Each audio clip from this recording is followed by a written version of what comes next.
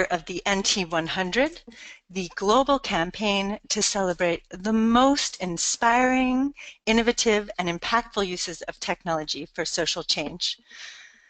I'm joined by my colleague Charlotte Knight and a panel of world-leading social tech changemakers. We are delighted to welcome some of the everyday tech heroes from our 2016 NT100. Rachel Wallach, founder of Disrupt Disability, is joining us from California at the rather inconvenient time of, I think it's 3 a.m. over there. Thank you so much, Rachel. Taita NT, co-founder of Illuminum Greenhouses, should be joining us from Nairobi, so we'll hope that he comes on soon. And from the UK, Lisa Pape, founder of Walk With Path, and Joe Reddington, the programmer behind the Open Voice Factory, have joined us.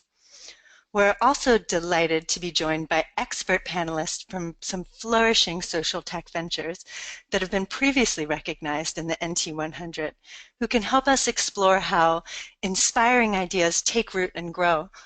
Radha Alstrom-Vij, Global Head of Brand and Communications from WeFarm, which has previously been recognized in the 2014 NT100, is here on behalf of our fantastic NT100 partners at Telefonica O2 through WeFarm's connection with Telefonica's startup accelerator Wyra.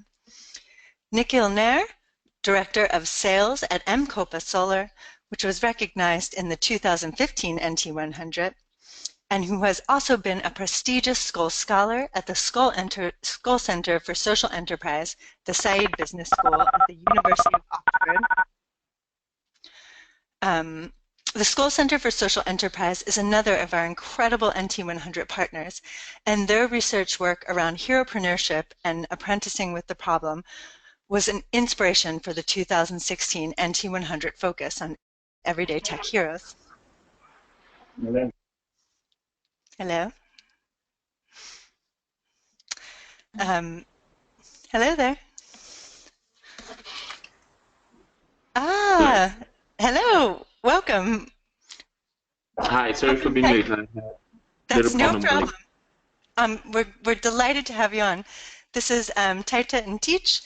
Welcome. We're just doing the introduction, and then I'll hand over to the panelists in a moment to introduce themselves. Okay. Thank you so much. Thank you. Lastly, we are delighted to be joined by someone with a view from outside a social tech venture, Lee Manion from Pioneers Post, the Social Enterprise magazine. Of course, the other participants in today's webinar are the audience. Please, as we're going along, type any questions you have for our panelists into the chat box, and we'll have the last half of the webinar to put them to the panel. If there are questions that we don't have time to answer, then we'll do our very best to answer them after the session. Before I ask our panelists to introduce themselves, I just want to say a very quick word about what an everyday tech hero is. In 2016, Nominet Trust held our 4th annual NT100 celebration of the world's most inspiring examples of how technology is being used to improve lives, communities, and society. Over 1/3 of the ventures in the 2016 NT100 had an everyday tech hero. That is, someone whose own life had been affected by a pressing social problem, who put their tech and talents to work to overcome it. We felt it was important to celebrate these stories because we want to encourage even more people to look around them at the social challenges they experience every day and think about how they can make a real contribution towards alleviating them. Now, although we've been joined by several founders, we want to be very clear that we don't think that the only way someone can be an everyday tech hero is by going out and founding their own social tech venture. We hope that this conversation inspires people to use the knowledge and skills they possess, whether that is business leadership, programming, investing, marketing, or deep understanding of a social problem to make a difference in their communities and our world. And this is because we know it takes a lot more than an ambitious entrepreneur, even one with a personal experience of a problem and an inspired idea for solving it, to make a meaningful impact. So on that note, let's hear directly now from our 2016 Everyday Tech Heroes and expert panelists on what it does take. Rachel, can I ask you to begin the introductions by briefly explaining what you do, why you do it, and lastly, what gave you the idea and the confidence to use technology to address the social challenge you were experiencing?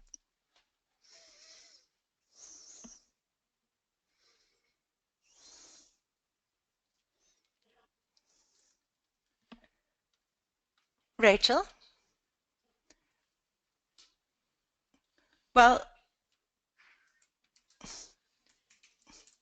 Can you hear me? yes, we can hear you now. Hi, super. So it's absolutely fantastic to be part of this. I'm really excited about the time we have ahead. So I founded Disrupt Disability, and we're changing the way that customized wheelchairs are made using open source design, digital fabrication, and distributed manufacture. And we're doing this by creating an open source library of designs and a modular design so that wheelchair parts can be designed by different people, made in different places, yet still fit together. And you asked me why. Yes. And I think the reason is simple, but in two parts.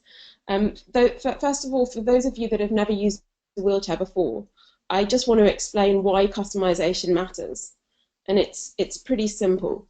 Trying to use a wheelchair that hasn't been customized to your body, your lifestyle, and your environment is a bit like trying to climb a mountain, but wearing a pair of stilettos that are 3 sizes too small. So basically, you might be better off crawling, being carried, or possibly giving up.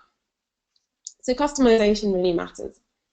And I had the idea or realized there was an issue a few years ago when I was backpacking through Southeast Asia. And in only 2 months, I only saw 2 other wheelchair users. And neither of them were wheeling themselves. They were both being pushed in very heavy, clunky hospital chairs that you could never wheel yourself in. So I started to investigate.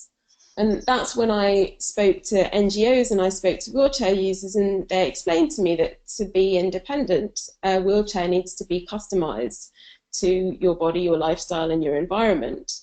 But with traditional manufacturing techniques, this comes at a prohibitive price. So today, your kind of bottom of the range, fully customized wheelchair like mine starts at about $3,000. And in a country like Laos, which is where I was when I heard this, this cost is significant. It's about 6 times the average annual salary. So really, it's just not affordable. And so that's when I realized there was a problem. But to be honest, I wasn't sure what to do about it. So I had an inspiration. It was actually several months later. And I happened to visit an NGO in Jordan that was using 3D printing to support refugees from the Syrian crisis. And they showed me a 3D printed prosthetic hand that they'd made for a boy who lost his fingers in the conflict. And my first question was, well, how much did it cost? This hand was fully customized. And they said, well, it just cost us $39 to make. And I said, well, this is impossible. And they explained that 3D printing and digital fabrication more generally is a way to make a customized product more cheaply. So I still wasn't convinced. And I said, but what about the design costs? Surely you must have spent many hours designing this hand, even if it not cost you so much to actually make it. And they said no, they'd used an open source design, which means that the design was freely available for anyone, anywhere to access, adapt, and use. All they'd had to do was to input the boy's arm measurements and press print. And that's when I had the idea for doing something similar for wheelchairs. So I flew back to Europe, where I started to organize hackathons, bringing together wheelchair users, designers, artists, engineers, really anyone who was interested.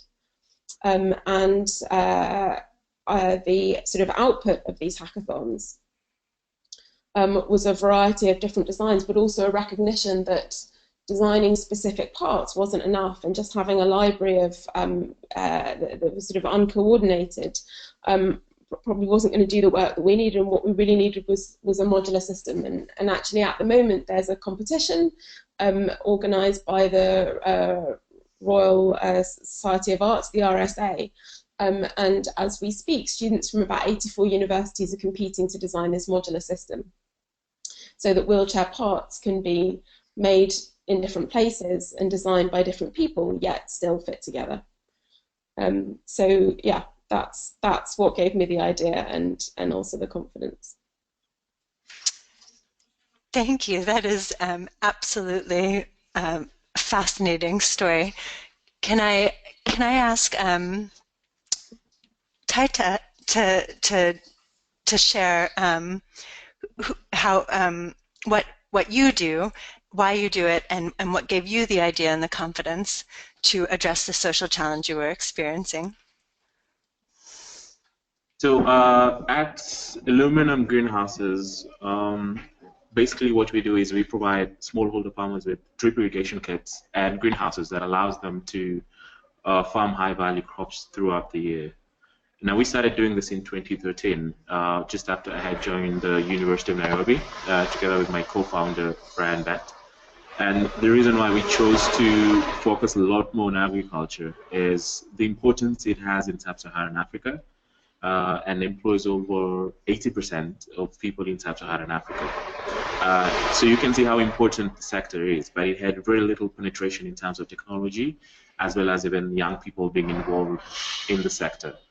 So what we did is to develop a solar-powered smart farm automation system, and then we linked the system to the farmer's mobile phone, which then allowed them to remotely control and monitor their farm wherever they are, just using a simple text message. So the immediate advantage is that we reduced water expenses by 60%, and improved yield by averagely 30% in the farms that we operate in.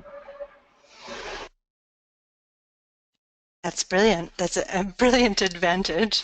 Thank you very much. And Lisa, may I ask you to introduce yourself? Yes, thanks. Hello, I'm Lisa Pape, and I'm the founder of a startup called Walk with Path. We're working specifically to tackle mobility issues and falls risk. So as you may be aware, the kind of risk of falls is very vast, specifically for elderly who may be frail and other people with chronic diseases, and it can often result in injuries.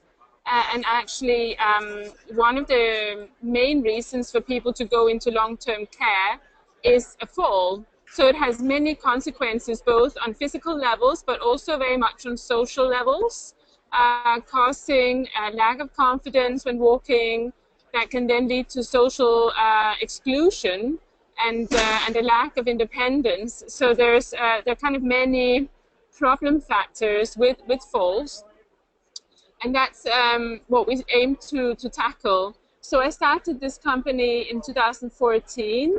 At the time, I was doing a master's at Imperial in the Royal College of Art in London in Innovation Design Engineering.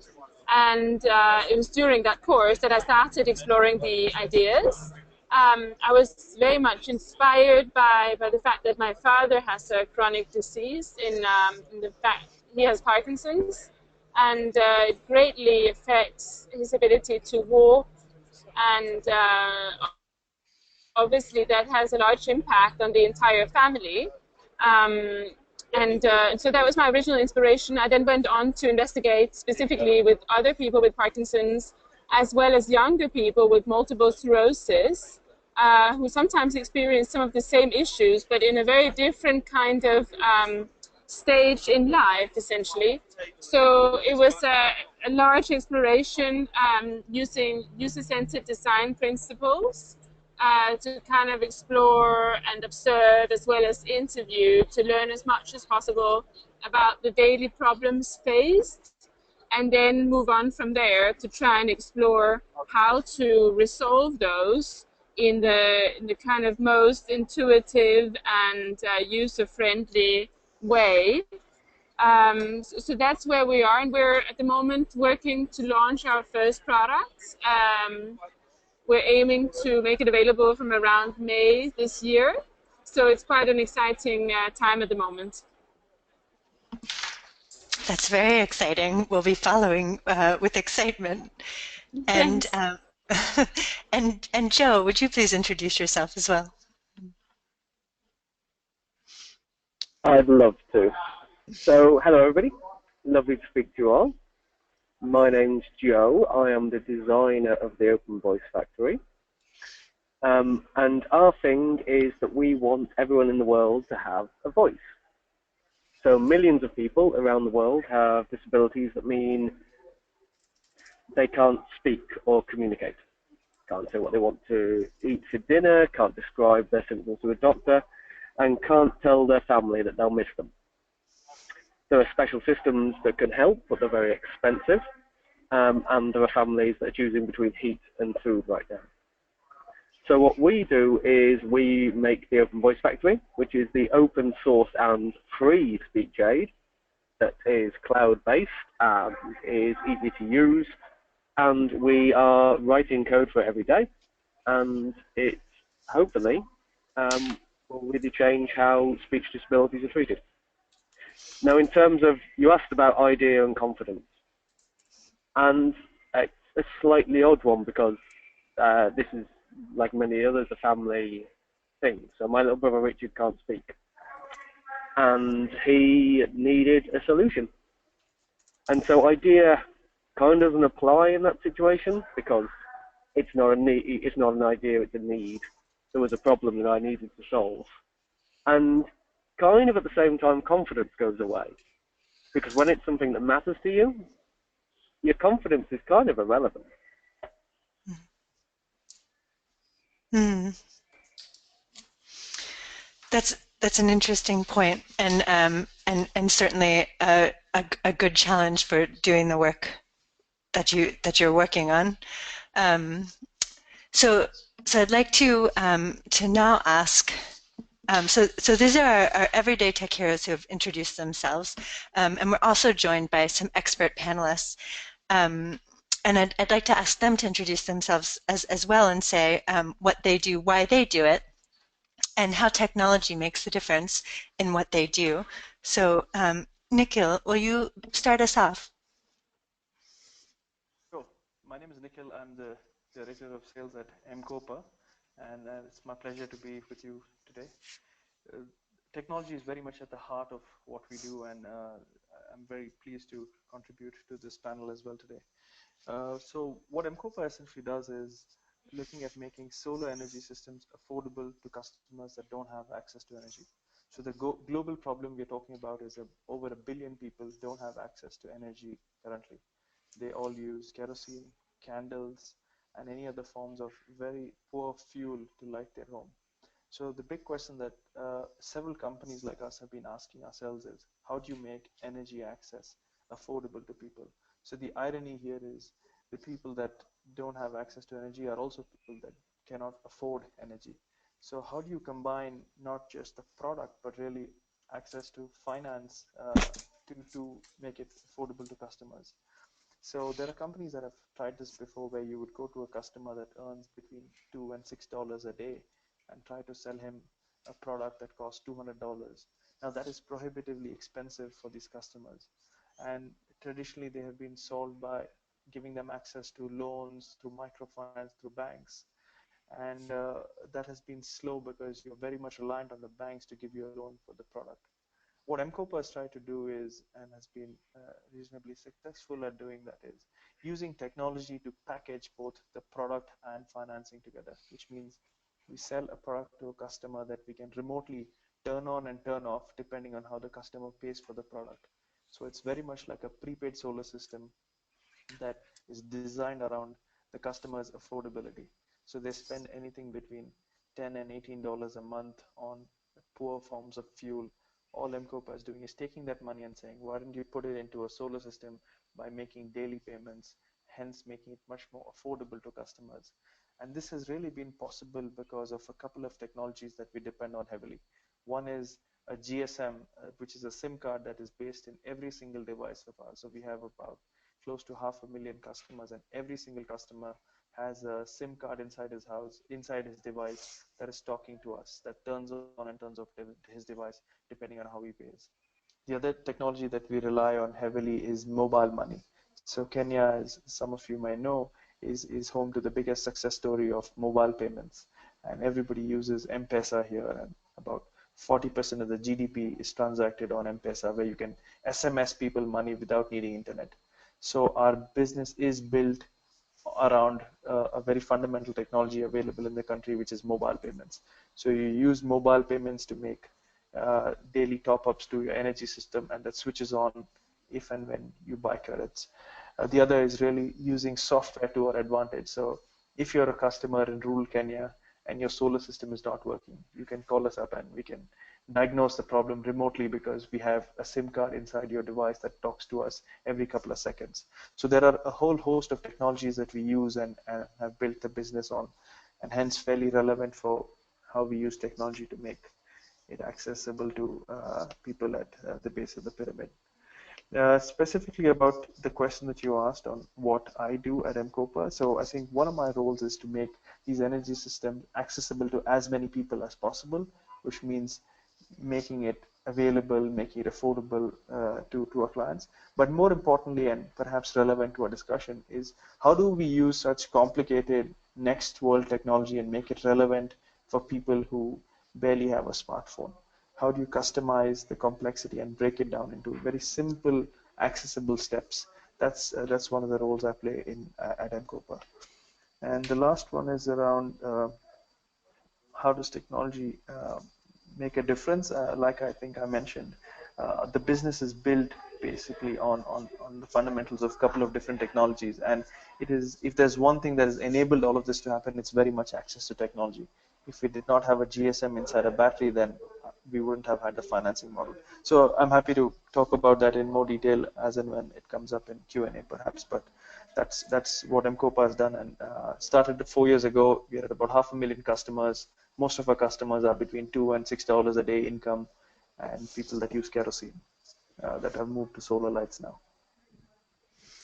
Thank you, Nikhil. That's extremely interesting, and I hope we have a chance to explore it in the Q&A. Moving from some quite sophisticated technology to some quite straightforward technology, I'd like to ask Radha to please introduce herself and WeFarm. Yeah, hi everyone. Can you hear me okay? Yes. Great. Thank you so much for having us as a part of this panel. We're WeFarm a big fan of some of these technologies that you've heard of before, and there are some similarities with what we're doing with Taita, with M-KOPA, as we primarily operate out of Kenya. So my name is Radha. I'm Global Head of Brand and Communications for WeFarm, and I'll start by telling you a little bit about what we do. So WeFarm is a knowledge sharing service for the world's 500 million small-scale farmers. So essentially we enable farmers to connect with each other around the world in order to solve problems, share ideas, and spread innovation. Currently we operate out of Kenya, Uganda, and Peru, with the bulk of our 150,000 farmers in Kenya. And so to give you some context, out of the approximately 500 million small-scale farmers in the world, they produce 70% of the world's food. So it's not the big ag that's doing it. It's these guys, and up to 90% of them have no access to the internet and are often isolated from basic agricultural information and new ideas. So WeFarm was created to help farmers access crucial crop and livestock saving information quickly, for free, and without having to leave their farms. So kind of just to bring this to life, I thought I'd share an example of what we do, because sometimes it can seem deceptively simple, but there's a lot of technology actually underpinning it. So if you take one of our farmers, Michael Karimi from Meru County in Kenya, he was having a problem with his tea harvest all of last year, which was afflicted with 3 different types of diseases in a very short period of time. So each time a new disease popped up, He SMS'd the symptoms about this disease to WeFarm Central Messaging Service, and then he received, crowdsourced answers from other farmers around the world and from in Kenya back, providing him with advice on how to treat each disease. The first time he had something called Allumilaria root rot disease, so a community of farmers recommended he prune his leaves 2 centimeters higher. He did. That worked. For the second bout of illness that poor Michael had to deal with, it was something called hypoxylon wood rot disease. The solution there was to remove tree stumps from his farmland in their entirety. He did that. It worked. And the third thing he was afflicted with in the course of a year was yellowing leaves of his tea crop. And so users or other farmers advised that he do a soil test to discover what the core issue was, and he discovered a nitrogen deficiency from that advice. So the result from Michael was, essentially a more productive harvest. He went from, harvesting around 2,000 kilograms of tea before using WeFarm monthly to after WeFarm and the advice he received, he was able to produce about 4,000 kilograms of tea per month, which was really great for him. And that's kind of, the type of thing, whether it's increasing crop yield or diversifying into other areas of agriculture or advice on, the best way to sell to market. Our farmers are really telling each other their best practices, their best ideas, and they have a lot of knowledge, and they're willing to share quite readily. In terms of how technology works at WeFarm, it's as other people have said, technology is at the very core of what we do. So we're essentially a network business. So since most of our users don't have access to the internet, we designed a service that works over SMS for very rudimentary mobile phones. Yet we all know in the next 5 years, especially in our East African markets, there's a tipping point. We're all poised for exponential smartphone growth. Thus, we've also designed our service to be available to online and smartphone users. And at the data science level, how we work is each farmer's message is actually analyzed through a series of custom-built machine learning algorithms and applications at WeFarm, which then help direct the system to select the best matched farmer response or responder. So in essence, one way to think of it is, we're kind of bringing the vast opportunities provided by machine learning algorithms to very basic offline phones and remote communities. And in this process, our tech team is actually creating machine learning models in languages such as Kiswahili, Luganda, Runyakore, and Spanish, and that's something quite unique in a field where most of these tech models are designed in English and for English-speaking services. So that just kind of gives you a little bit about the tech and about WeFarm. I think just to kind of make it personal, since I work at WeFarm as an employee, I'm not a founder. The reason I do this, I think at a personal level, is I think at a certain point in your career when you're responsible and perhaps driven professional, you kind of have to ask yourself an honest question, and that is essentially, is the work I'm doing providing a net positive contribution to the world around me? And if that answer is no, or not really, it's time to make it a resounding yes. So WeFarm was my opportunity to say yes. That's very affirmative, and something I imagine that is shared across the panelists and my guesses amongst the attendees as well, and something I'd very much like to explore in the question and answer. Before we move on to that, we have one more panelist I'd like to introduce himself. Lee, would you please tell us a little bit about yourself and what you do? Yeah, so thank you again. Like everyone has said, thank you. It's a real pleasure to be on this webinar. So I'm the editor of Pioneers Post magazine. We are commonly known as the Social Enterprise magazine, but we also report on social innovation, which probably covers a lot of what we're talking about here. We report on responsible business, and we report on social investment.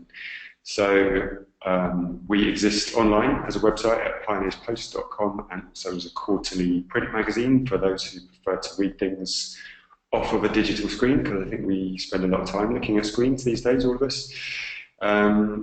So yeah, I feel like I don't use tech that much compared to the rest of you, but I mean, I suppose it enables me to participate in things like this. For one, Pioneers Post has a about 16,500 followers on Twitter, and they are very active, particularly when we publish something very provocative. They're very good at letting us know how they feel about that. So I think that's a good way of, I think conversation is always good for working out issues and problems, particularly in the social enterprise and social innovation space.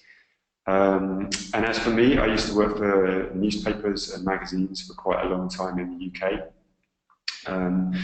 I was a photo editor for many of those years, and then I started writing in about 2009. And essentially, I don't know what newspapers and magazines are like in too many other countries, but in this country, I felt that a lot of the news that was being put out was there to make people either fearful of the world or probably bad about themselves. I'm thinking particularly of women who were being shown pictures of, perfect bodies, and in particular, I worked for an organisation which I think is known worldwide, which is called Mail Online, and a lot of their stories are around celebrities. So I felt that the news was becoming very trivial and very negative, and a lot like Radl, I sort of thought, well, what am I contributing to the world? And I didn't feel like I was contributing very much. The other thing that happened to me is on my way to work, I used to walk to work, and I lived in a fairly nice part of London. So I would walk, the walk was about half an hour. I walked past houses that were worth £10 million. I also walked past a gentleman on the pavement with not many teeth who used to sit outside a newsagent begging for change. And the two things didn't really marry up in my head. I started exploring inequality, did some volunteering, and to cut a long story short, once I'd worked out what my values were and what my passion was, I knew I loved writing, and then I was very, very fortunate to be able to marry up the two by starting at Pioneers Post 2 years ago next month. So yeah, that's why I love writing. Essentially, Pioneers Post, I would say we write a lot of very positive stories. We write about things that are doing some good in the world in some way, shape or form. That would probably encompass everyone that's involved with this call. And I just think we do a little bit for combating all the negative stuff out there by reporting on some things that might make you smile. Well, thank you very much, Lee. And yes, I think we've heard from the introductions that there's a huge diversity of social issues that we're all working to address. There's a diversity of technology, but the commonalities are, I imagine, and we can suss this out, the motivation and the desire to see a positive change in the world. So on that, and Lee, I think we'd also all agree with you that conversation is an excellent way of working out issues and problems. So on that note, we have a question in from the audience that I think can help us to start to suss out how we move beyond the motivation and the idea into making a venture a reality. And we've seen that these ventures are complex realities. So can I ask the panelists, what and who do you think is most important to help to move from, to make your idea, your motivation, your idea for a solution a reality? For example, is it funding, resources, people? What helped to really take it off the ground? Taita, can I ask you to respond?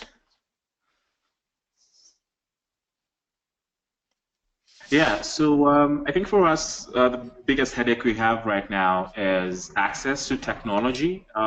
Building hardware in Kenya is really difficult because you have a very small pool of skilled developers to program or create the innovation that you wish to take to market. Right now, how we are facing that challenge is by going into competitions that focus a lot more on hardware, social innovations, and help scale those innovations. And I think a very good competition that does that is the American Society for Mechanical Engineers iShow competition, which we put in our application to fast track our development. So in summary, I think for us, would be access to really skilled developers to help catalyze our hardware development. Okay, so finding the right people with the right skills in the right way who are attracted to what you want to do. Does anyone else want to comment on that? Sure, this is Nikhil. I'm happy to jump in on that question. Great, please do. Yes, Yeah. we can. So Thank you. I think the question is quite an open one around what you need to really turn an inspiration into an action or real impact. And I think it depends on which phase of the company you're in. So if you're in a very early stage of the company where you literally have an idea and you believe that this technology can create an impact, I think at that point I would focus entirely on the team.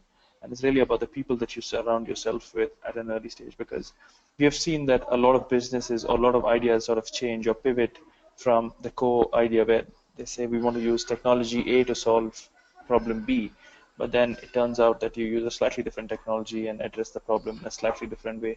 But at that point, as far as you have a good team on your side that is helping think along the same lines, or at least have the common vision, I think it goes a really long way. And one of the strengths of NCOPA has also been the founding team and the first few people who joined the enterprise. They were as dedicated and focused as the founders to really see the impact happen. The other one would really be around focus. And I think it's very useful to, at least it's been very useful for us to be extremely focused on what we're trying to do to be able to hit scale.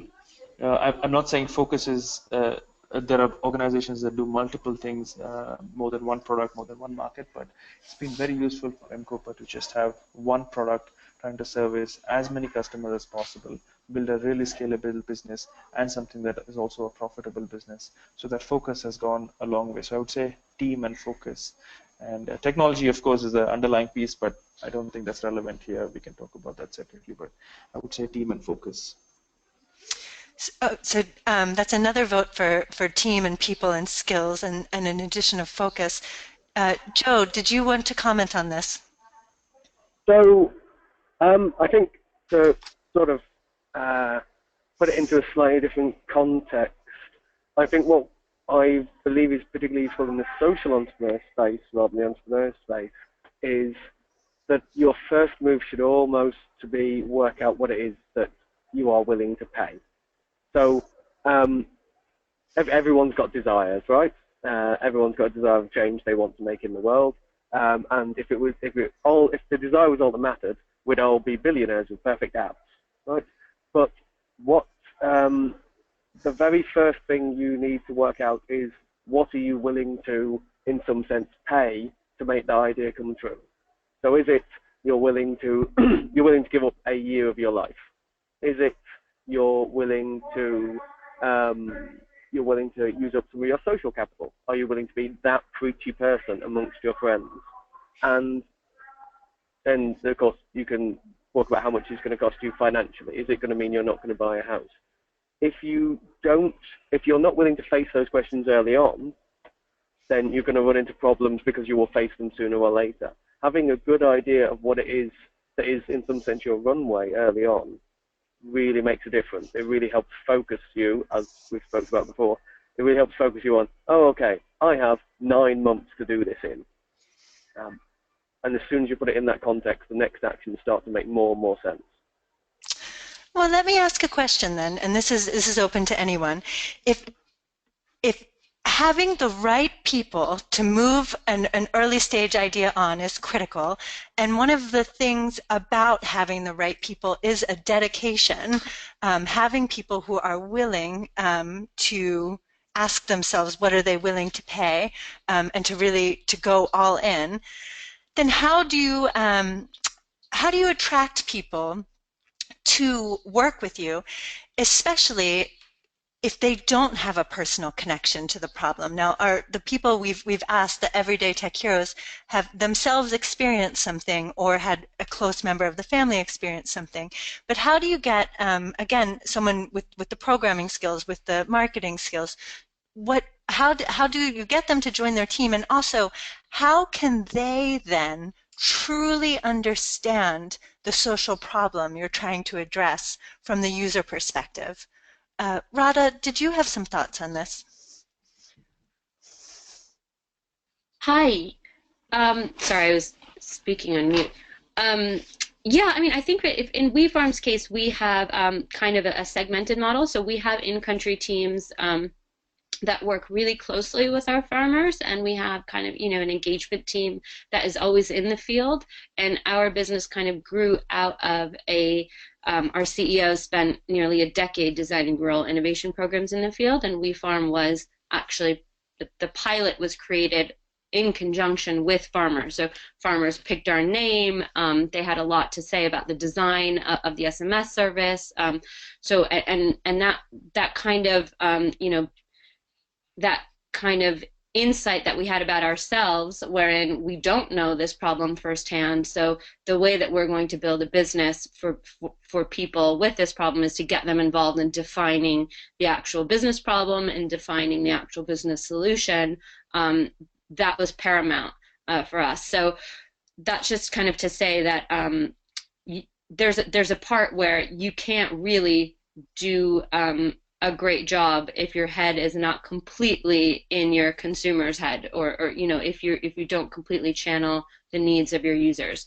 So we do that in various ways. I mean, I think we're kind of in terms of staff in London that is very passionate about what we do, but has never experienced the hardships of being a small-scale farmer in rural markets. We send them a lot to the field. I mean, I think we're a company where, and this is the first place I've worked where this happens, where not just the most senior people travel. It's kind of in our ethos that if you're doing any sort of work at WeFarm, you have to spend time in the field with our farmers to get to know what their challenges are. And we look for people who are drawn to that type of work environment and that type of work experience also. So if you've traveled in the past, if you've had experiences in the past where you've tried to understand what it's like to be in a context or a situation different than your own or the one that you grew up in, that's something that we really look for in team members. And that's kind of an area that actually all of us end up sharing. We all are actually, avid putter in other people's shoesers. I don't know what that is, but if there's a way to make that into a process, I'm sure our head of operations will find it. But so far, it's kind of just this feeling and past experience that guides you to look for the people who know enough to know that they haven't experienced these issues and have enough insight and knowledge and humility to figure out where to go to get that kind of insight and experience into our users' problems. Yes, that sounds, that's really interesting. Lisa, did you want to come in on this as well? Hi, yes, I just wanted to kind of, I suppose, bring my experience to this as well. So I started the venture by myself. So I was this kind of person that was interested in the problem and needed other people to join me. At the very early stage, I didn't have funding to really pay people to join me. So I looked in my network of who can I find who has the technical skills to kind of complement what I could contribute. And I obviously spent some time presenting the problem to this person who was interested, and I actually used some videos and so on to kind of really show what is this like for the person. So that was one aspect that I think my first team member understood the problem, but what really motivated him was something different. It was the fact of like problem solving and engineering, and that's where his skills are. So I think it's also about kind of creating the right job for each individual, because of course the social impact and the problem is critical, and that's why we do what we do. But each person has slightly different interests, and I think that that's okay. So he was extremely driven to problem solve everything, and of course connected back to the user and taking that kind of user-centered design process upon himself. And since that time, I did have funding last year, and I hired other team members, so now we're 5. And on a regular basis, I try to set up meetings with patients where everybody comes along so that everybody gets that kind of understanding and everybody actually gets a chance to speak to the end user, because I think that's important on all levels, whether you're doing engineering or whether you're doing studies or whatever else is needed for kind of medical devices, which is the space we're in. So I think connecting it back to the user, but making sure as well that the job is exciting for the individual and that they can take it on and make it theirs, so that it's not just yours as the founder anymore, but each person has a stake in it and feels a lot of ownership towards the overall outcomes. Yes, that's really interesting, and I'd like to. So it's interesting to think about not only the founder but all of the different team members' motivation, and of course the user and your customer's motivation for using the product. We have a question here from our audience that's about motivating a very different kind of integral actor in this, which is the funder. We have a question that says, our social enterprise is finding a lot of pushback when looking to engage funders and stakeholders on the balance between social impact and commercial viability. Our challenge has been that despite being a legal structure of a social enterprise, we've been challenged because we're too much like a business. Does anyone have any experience of this challenge? And I'd like to add to that too, that please anyone take the question, and I'd also just be interested to hear how you convince funders and grant makers, how you get them on side to support you, as they're integral as well. Is there anyone who'd like to take this?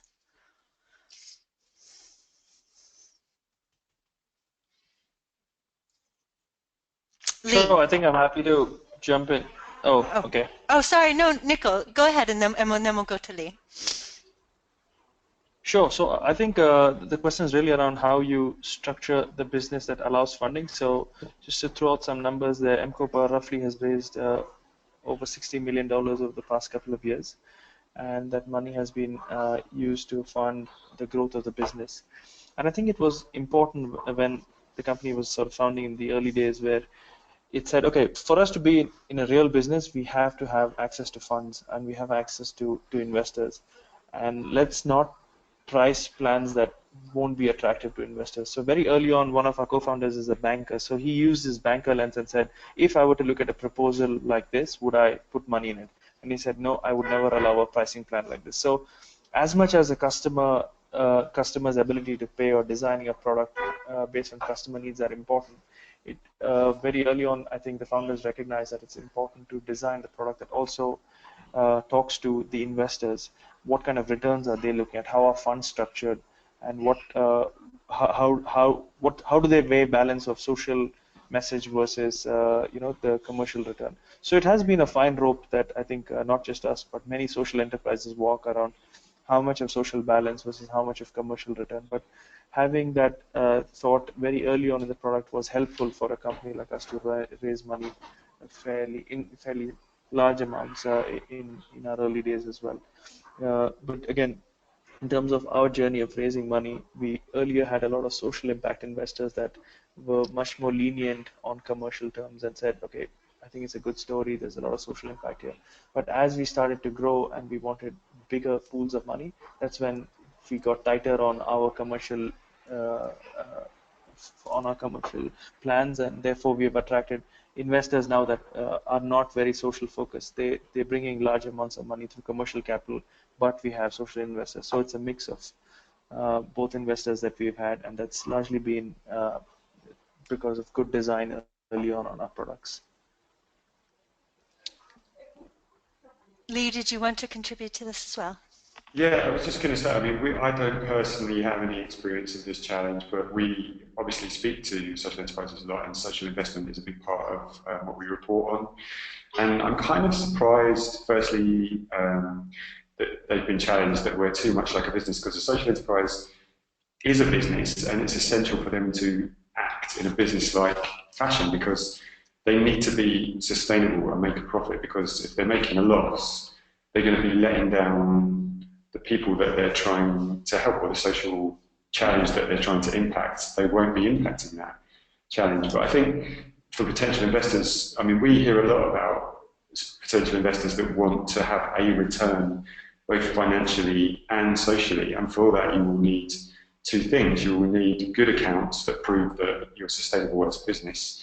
And I think if you're not doing it, you'll also need an impact report, which reports on whether your business is effective. And I think if you have those two things in place, then that will put you, in good shape to be attracting investors. And just as a quick direct shout out, we published a story with a guy called Martin Liu, L-E-U-W, of a company called Growth for Good, and get in touch with him and see what he says, because he's the kind of investor that is completely all about that. So I just wanted to put that in there.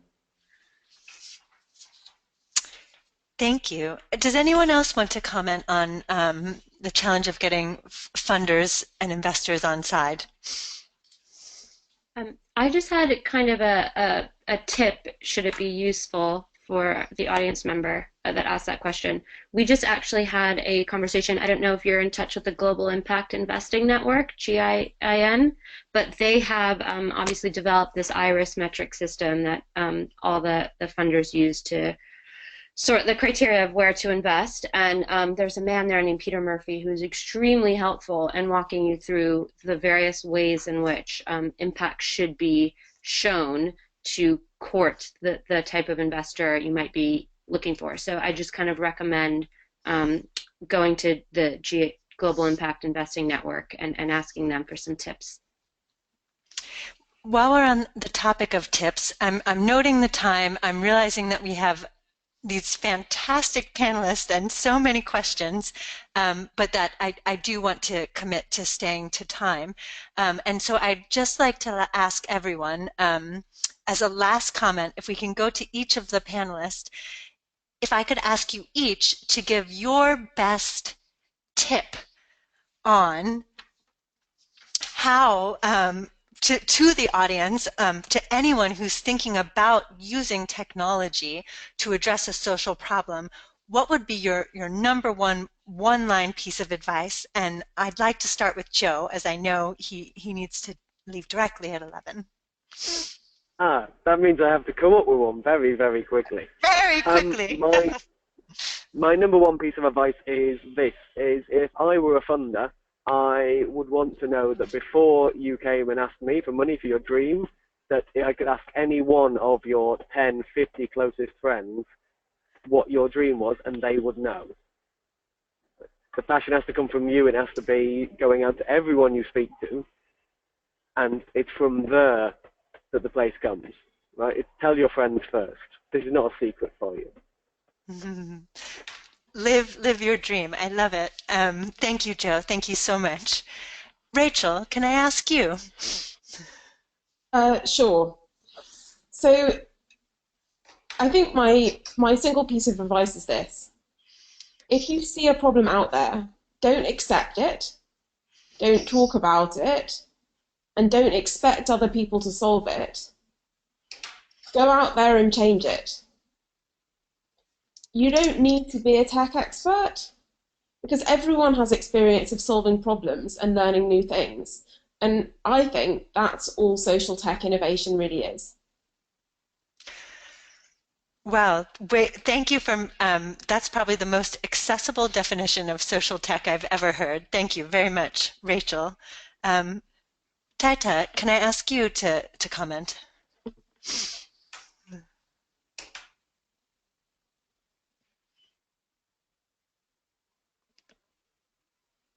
Or Nickel? Sure, I can jump in. One of the mantras we have here at MCOPA, which we state several times in the course of the day, is progress before perfection. So we always should strive for progress, and we'll finally get there in terms of perfection. But if you focus too much on perfection, you won't make a start. So that's my one piece of advice. I think that's a great piece of advice to get going. Thank you. Radha, would you like to come in?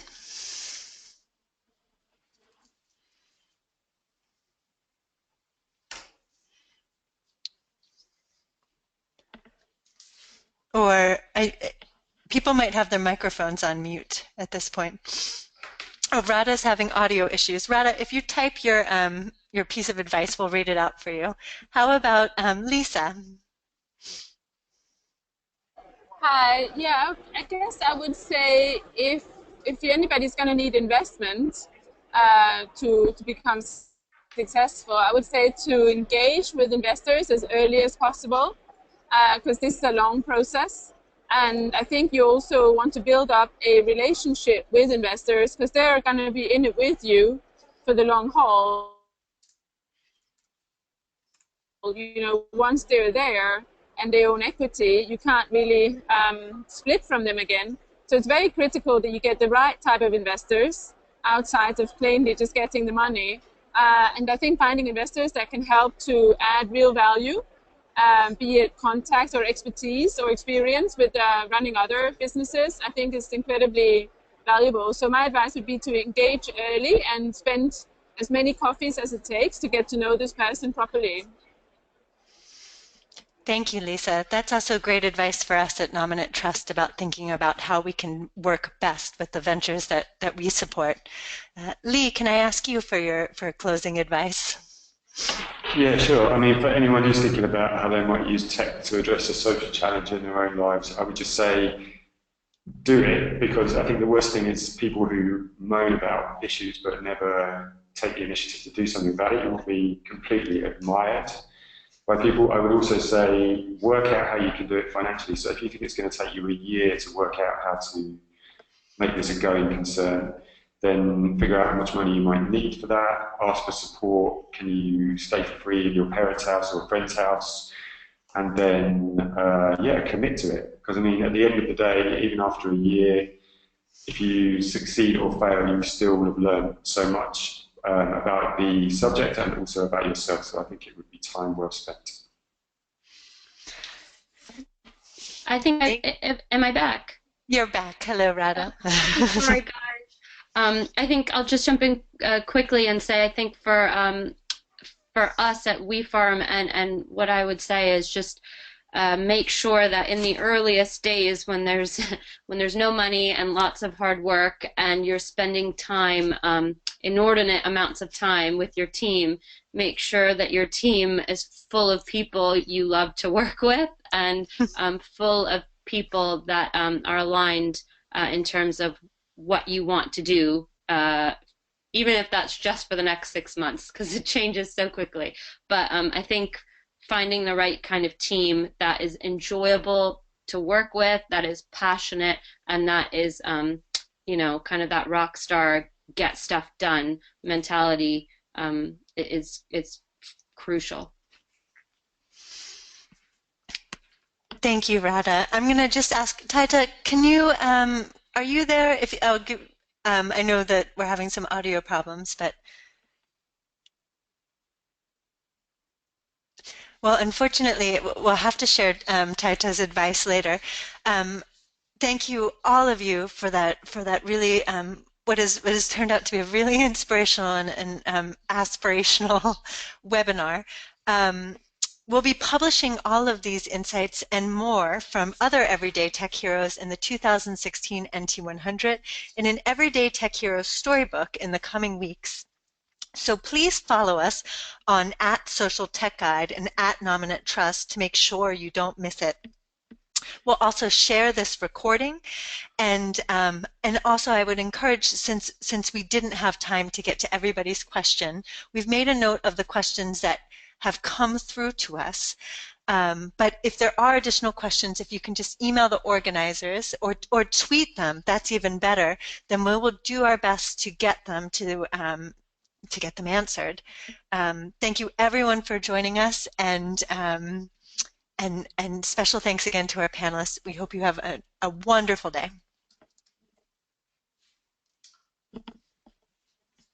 And we'll close. Thank you. Bye. Thank you very much. Bye-bye. Thank you. Thank you. Bye-bye. Thank you. Bye-bye.